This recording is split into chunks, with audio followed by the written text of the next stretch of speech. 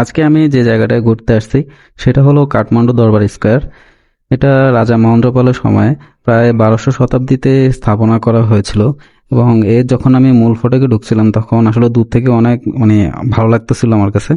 জিনিসটা অনেক মনোমুগ্ধকর ছিল। জায়গাটা প্রায় 167.37 হেক্টর জমিতে অবস্থিত।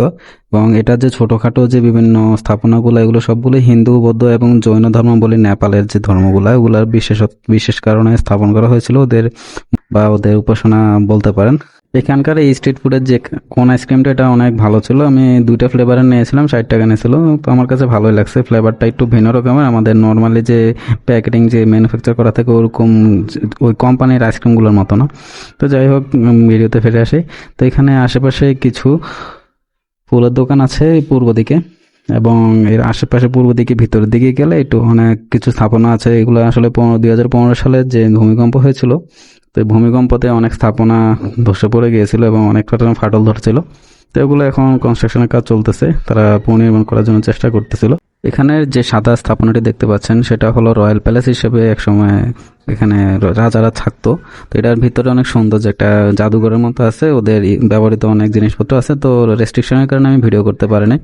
এর আশেপাশে একটা সুন্দর একটা স্পট আছে বসার জন্য, আর এর আশেপাশে ক্যাফেটেরিয়া এবং বিভিন্ন রেস্টুরেন্ট আছে। আর আপনি এখানে বেশ কিছু স্ট্রিট ফুড পেয়ে যাবেন এখানে আসলে। তো বেশিরভাগ সময় পর্যটকরা এখানে বিকালবেলায় আসে, যে একটু গরম কম থাকে, রোদ কম থাকে, তখনই যে জায়গাটা জাঁকজমকপূর্ণ হয়ে থাকে। আমি যেহেতু বিকালবেলা আসছি সেহেতু দেখতে দেখতে সন্ধ্যা হয়ে গেছে। তো আমি সন্ধ্যার সময় যে দৃশ্যটা, এটাও দেখে গেলাম। সন্ধ্যার সময় জায়গাটা অনেক সুন্দর দেখায়। কাঠমান্ডু দরবার স্কয়ার ভিডিওটি আপনাদের কেমন লেগেছে অবশ্যই কমেন্টে জানাবেন এবং পাশে থেকে সাপোর্ট করে যাবেন। ভালো থাকবেন সবাই, খোদা হাফেজ।